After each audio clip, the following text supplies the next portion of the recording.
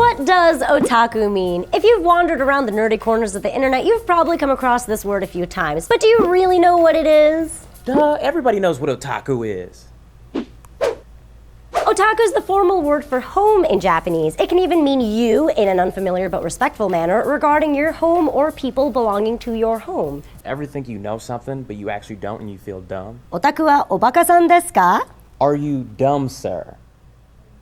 Nowadays, otaku is Japanese slang used to describe individuals with obsessive interests in anime, manga, and video games. It can also be used to represent any fan or hobby or interest as well, synonymous with how the Japanese use the term mania. An English equivalent would appropriately be nerd or geek. The stigma surrounding the term otaku has been somewhat diffused from a decade ago, but it's still far less self-confirming than how Western culture treats the word nerd. Otaku subculture is thought to have begun in the 80s, coinciding with Japan's anime boom, which emerged thanks to the release of works like Mobile Suit Gundam. The word otaku is also sometimes mistaken in places outside of Japan to mean guru or technical expert of whatever the obsession is. I rather like this angle, but be aware that otaku does have a pejorative connotation to it in Japanese, and it does not at all imply that you're a master of this subject. However, Japan is no stranger to self-mockery, as there are buttloads of great anime out there that center around the otaku culture. Needless to say, most are comedy anime. Among my favorites include Danna wa nani o itteru ka wakaranai ken, or I Can't Understand What My Husband Is Saying. The episodes are all under 4 minutes, and it centers around a young married couple where the husband is a dire otaku. They make the best anime references within the show, and it was so great to watch an anime that focuses on an older married otaku rather than a high schooler who is simply too awkward to have a social life. I liked it better when the wife whose hair was blonde.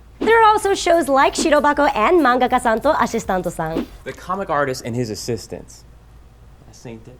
The show revolves around the making of a manga or anime, which allows for opportunities to lace in otaku references and perspectives. Gekkan Shoujo Nozaki-kun is also a great example, especially since it's got a nice romantic element to it that appeals to both male and female audiences. And it does not sexualize the characters, that's always nice. Then we have Denkigai no Honyasan, or Electric Town's bookstore, where each employee in the bookstore is a certain type of otaku, which makes for a fun slice of life anime. You have the aspiring mangaka, a girl who's obsessed with cameras, Umio, who loves 2D girls, Somlie, who's a guy that has an encyclopedic knowledge of manga and has the ability to match you up with a manga that's perfect for you.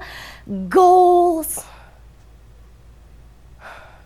There are so many more, and my recommendations are as follows. Lucky Star, known to be highly otaku-centric. I'm not the biggest fan of the animation style, but it's wittier than expected, which is always a plus. Watamote, or no matter how I look at it, it's you guys' fault I'm not popular. Don't judge the long title. This anime is what I call cringe hilarious. Oreimo, or My Little Sister Can't Be This Cute, which is about Kyosuke's little sister Kirino, who on the outside is composed and popular, but on the inside is a total otaku who loves erotic video games. Kirino is also super duper tsundere, so if you're into that, definitely check it out. And if you don't know what tsundere is, click this annotation to find out. So when did you realize you were an otaku? Let me know in the comments section below. If you want to up your otaku game, check out crunchyroll.com/sfnerd to get your free premium membership trial and take a look at some of the shows I mentioned earlier. You won't regret it. Mata raishū ne!